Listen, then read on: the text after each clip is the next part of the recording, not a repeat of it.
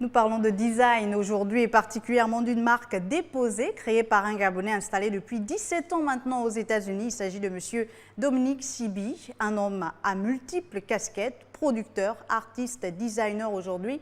Dominique Sibi, bienvenue sur Gabon 24. Bienvenue. Merci de m'avoir sur votre plateau. Alors déjà, en entrée de jeu, d'où vous vient l'idée, l'inspiration de mettre en place votre propre marque et pourquoi le choix de Felio Sibi? La création de ma marque, c'est une idée que j'ai toujours eue. C'est une idée que j'ai développée. J'ai décidé de la créer il y a 4-5 ans. Le nom Felio Sibi, c'est en hommage à mon père, Félix Sibi, qui est mort en 2006. Et c'est une idée qu'on avait tous les deux. Donc, pour lui faire un petit coucou d'où il se trouve, j'espère en haut. Donc, j'ai mis son nom. Je ne voulais pas mettre Félix. Son petit nom, c'était Felio, donc j'ai mis Felio Sibi. Alors, de la conception à la commercialisation, c'est tout un parcours. Parlez-nous un peu de ce parcours.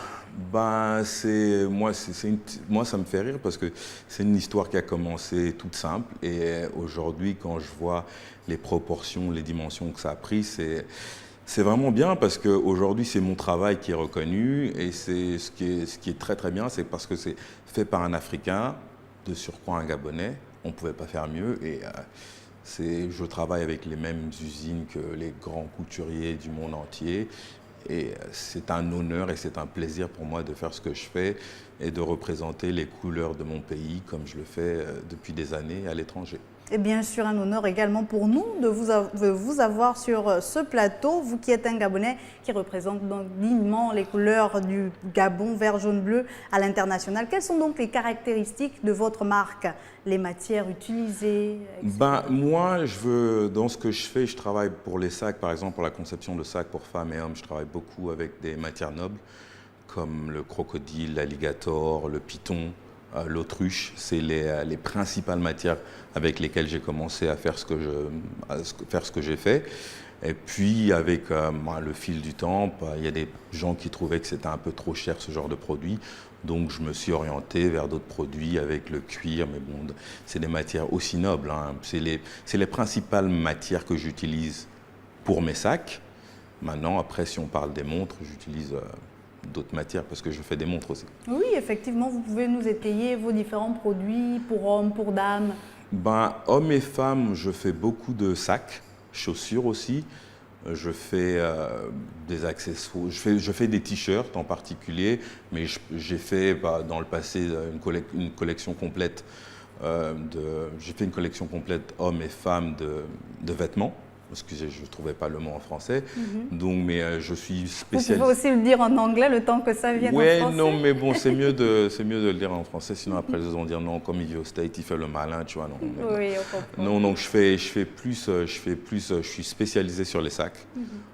Je fais de très, très, très belles pièces pour hommes et femmes. Un peu de chaussures et les montres. On voit là que vous êtes avec le président, à l'image, le président Paul Kagame, le président rwandais. Est-ce que vous habillez également les grandes personnalités? Non, j'en habille. J'ai travaillé avec certaines personnes, je ne vais pas citer les noms particulièrement. Mais le président rwandais, c'est quelqu'un que j'aime particulièrement. J'ai eu la chance d'aller à Kigali.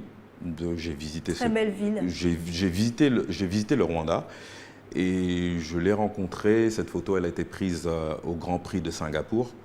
Et puis on est resté très très très longtemps, lui et moi, à discuter. Et alors vos boutiques, elles sont uniquement aux États-Unis ou bien déjà un peu partout dans le monde? J'ai eu 2 boutiques aux États-Unis, à Miami en particulier. Et puis bon là, pour l'instant j'ai fermé mes boutiques. Je suis plus concentré sur la vente en ligne et sur des ventes privées. Et on verra bien, pourquoi pas ouvrir une boutique à la maison à Libreville, non? Ben oui, pourquoi pas des ventes en ligne d'ailleurs qui fonctionnent plus, j'ai envie de dire en Occident, mais qui ne sont pas encore très développées ici dans le pays. Ce serait peut-être l'occasion effectivement d'installer un magasin à proprement. On va déjà voir ce qui va se passer ce week-end, samedi, parce que samedi on va faire une vente privée. Et nous aurons l'occasion d'en reparler tout de suite. D'abord, peut-être savoir avec vous, dans ces choix de produits que vous utilisez pour la fabrication donc des vêtements, des chaussures, est-ce qu'il y a également un petit côté qui ramène quand même au Gabon, à l'Afrique? Ben, les couleurs, hein, les couleurs. Donc, moi, je pars sur beaucoup de couleurs vives. Ça va être du rouge, du vert, du jaune. Je ne vais pas forcément avoir des couleurs un peu fades. Moi, je veux dire, nous, on est africains, on a beaucoup de vie et ça se voit dans les couleurs, dans ce que je produis. Alors, avoir décidé de lancer sa marque aux États-Unis, ça peut avoir des atouts parce que les États-Unis, c'est un grand marché. Ouais. Mais ça peut aussi avoir peut-être un inconvénient, surtout dans la concurrence. Comment ça se passe avec les autres grandes marques qui sont déjà bien installées? Quand j'ai commencé, on m'a posé toutes ces questions. Je ne fais pas vraiment attention à ça, je veux dire, parce que je n'ai pas les moyens de Louis Vuitton, d'Hermès ou de Chanel. Par exemple. Mais je sais faire des choses et ce que je fais, je veux dire, plaît aux gens. Et oui, ça a été difficile de se faire un nom. C'est bien de créer quelque chose, mais bon, si tu crées quelque chose juste pour créer, ça va nulle part. Mais bon, là, j'ai créé une marque qui est en train de s'installer, qui n'est pas encore installée comme je veux. Mais bon, aujourd'hui, ça va. Est-ce que l'ambition, c'est également de concurrencer peut-être ces grands noms? Pas du tout. Pas du tout. Moi, mon ambition à moi, c'est de faire ce que je fais à mon échelle, de faire plaisir à ma clientèle et de fidéliser ma clientèle. C'est ça mon ambition première. Après, le reste...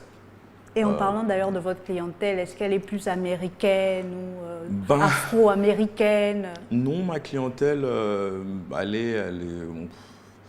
j'ai été surpris de voir au début les gens qui achetaient mes produits parce que, bon, à la base, je me disais que ça allait être une clientèle africaine. Ça n'a pas été le cas. J'ai une clientèle américaine, j'ai une clientèle européenne, à Londres par exemple, ou dans d'autres villes. Je vends jusqu'en Israël, donc ça permet de... En fait, c'est marrant quand on crée quelque chose et de voir... l'émulation qu'il y a autour. Quand on voit un bébé grandir, c'est un peu la même chose. Donc, et aujourd'hui, oui, il y a une clientèle africaine qui commence à s'installer, mais bon, c'est bizarre, il n'y a toujours pas de clientèle gabonaise, donc je pense qu'il y a un problème là. Peut-être que le déclic va se faire ce week-end. J'espère. Vous avez décidé d'organiser, on va vous laisser vous exprimer là-dessus, une vente privée à Libreville au Gabon, c'est ce samedi. Oui, ça va se faire ce samedi au bazar. Comment ça va se passer? Qu'est-ce qui est prévu? En fait, c'est une découverte. J'aimerais que les Gabonais qui sont là, mes compatriotes, viennent découvrir ce qu'un de leurs frères fait dans le monde. Et j'ai emmené ça à Libreville, on va voir si ça plaît ici. On m'a demandé s'il y avait une entrée, si c'était payant. Non, c'est juste pour tout le monde peut venir et tout le monde peut venir voir ce qui... Donc ce sera des expositions, oui. Bien sûr en expliquant comment ces produits-là sont confectionnés aux plus curieux, bien sûr. Je répondrai aux questions. D'accord. Et alors peut-être, on a l'impression, alors en lisant certains écrits sur vous, que votre marque s'adresse à un public, vous le disiez à l'entame, à un public de marque, j'ai envie de dire. Elle se veut être une marque luxueuse. Est-ce que finalement vous pensez que le marché gabonais soit adapté à cette marque? Tous les marchés sont adaptés à cette marque. Je veux dire, bon, après, moi je fais des choses les matières coûtent très très cher, donc le prix va forcément être là-dessus. Donc oui, je m'adresse à une certaine clientèle.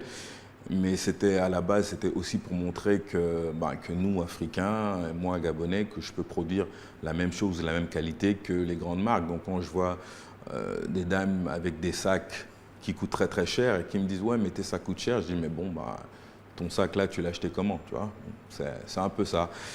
Oui, c'est pas donné, mais bon, c'est pas excessif non plus. Alors l'actualité de M. Dominique Siby, c'est bien cette marque de vêtements, de sacs, etc. Mais déjà l'avenir, est-ce qu'on l'envisage aujourd'hui pour la marque et peut-être pour vos autres casquettes? L'avenir, on l'envisage, on le construit tous les jours. Je veux dire, j'ai plein d'autres projets, j'ai plein d'autres choses que j'ai déjà mis en place, que je vais mettre en place. Mais bon, moi j'aimerais surtout aider la jeunesse. Ça, c'est quelque chose qui... Gabonaise? La jeunesse partout dans le monde entier, pas forcément gabonaise, parce que bon, je vis aux États-Unis. Moi, mon but, oui, la gabonaise, parce que je suis gabonais, mais mon but, c'est d'inspirer la jeunesse à faire des choses. Quand je vois, par exemple, ce que j'ai créé avec la marque et les commentaires, les messages que je reçois de jeunes. Ça me plaît de voir que je peux inspirer des jeunes à faire quelque chose. La base, c'est pas juste de dire ouais, c'est moi, j'ai fait ça, je suis le plus beau du monde. Non, le but, c'est de voir d'autres personnes faire d'autres choses. C'est ça qui me fait plaisir.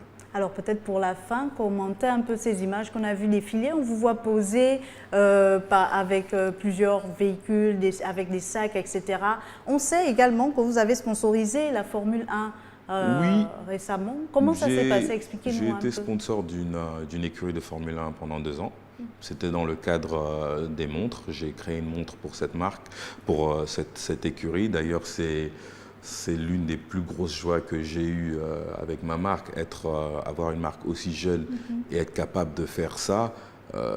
Quand je sais qu'il y a des marques qui se battent pour être sponsor et qui n'arrivent pas, et que moi, petit Gabonais ou petit Bangando, j'arrive à faire ça, voilà quoi. Donc ça a été une grosse fierté pour moi parce que par ça, j'ai eu des magazines comme Forbes États-Unis, Forbes Afrique, ou plein de magazines dans le monde qui ont porté un intérêt à ce petit garçon qui vient du Gabon. Donc ça a été une grosse fierté pour moi. Alors en plus de la jeunesse que vous comptez accompagner, peut-être un mot de fin à toutes ces personnes déjà gabonaises qui vous regardent, mais en plus au-delà africaines qui voudraient s'inspirer de M. Dominique Siby. Déjà, Quel est le secret de votre succès? il n'y a pas de secret. Le secret, c'est déjà qu'il faut croire en soi, avoir une certaine hygiène, quand je dirais une hygiène de vie, mais c'est pas, je veux dire, pour réussir, il y a des sacrifices. Donc ça peut être un sacrifice familial, ça peut être une relation amoureuse. Il faut déjà être prêt à sacrifier des choses pour pouvoir dire demain, oui, voilà, je veux faire ça. Moi, aujourd'hui, je suis là, mais ça ne s'est pas fait en 2 minutes. Je veux dire, je serais venu là il y a 5-6 ans, vous ne m'aurez peut-être pas regardé. Donc c'est déjà ce côté-là. Et puis, croire en Dieu, avoir une foi, et puis parce que je pense que j'en ai une, et c'est ce qui me tient, c'est ce qui me permet d'aller où je vais. En tout cas, c'est le vert jaune bleu qui est fier de vous, Monsieur Dominique Siby. Merci. Et nous, on souhaite franc succès donc à cette vente privée qui se passera samedi du côté de Libreville, au Gabon. D'accord. Peut-être préciser le quartier. Moi, je ne connais pas trop. Oui, vous ne connaissez pas trop Libreville. Je sais qu'il y a l'école Blaise Pascal. D'accord, du côté des charbonnages, Voilà. bas de Guégué. Il y a la station d'essence. D'accord. Et juste à côté, il y a le bazar exquis, et ce sera là. Ok, alors ce sera là si vous voulez savourer tous les produits de Monsieur Dominique Siby. Merci d'être venu sur ce plateau. Merci de m'avoir reçu, et je vous dis à samedi. À samedi, on sera avec plaisir. Gabon 24 viendra couvrir cet événement. Je vous dis donc merci encore. Merci. Et merci à vous, chers téléspectateurs, d'avoir été des nôtres. Moi, je vous dis à très bientôt sur Gabon 24.